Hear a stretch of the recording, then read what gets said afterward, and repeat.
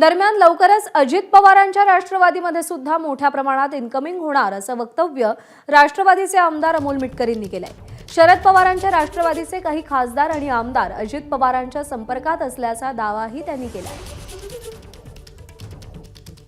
सध्या पक्ष अजिबात सामसूम नाहीये। राष्ट्रवादी काँग्रेस पक्षात सुद्धा जोरदार इनकमिंग आहे।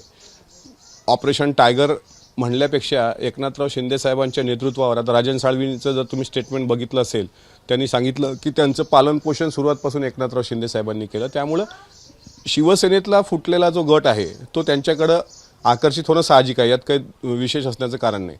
काल मी मुंबईला होतो, अनेक माजी आमदार, अनेक पक्षाचे नगरसेवक, अनेक पक्षाचे महापौर हे आता वेटिंगवर आहेत। कालच पक्षप्रवेश होणार होता, पण दिल्लीचं संसदीय अधिवेशन सुरू असल्यामुळे प्रांताध्यक्ष तटकरे साहेब तिथे आहेत, त्यामुळे ते पक्षप्रवेश या आठवड्यात थांबलेले असतील। पण पुढच्या आठवड्यात शिवजयंतीचा पुढचा आठवडा आहे, त्या महिन्यामध्ये मोठ्या प्रमाणात पक्षप्रवेश राष्ट्रवादीत सुद्धा दिसतील। एबीपी माझा, उघडा डोळे बघा नीट।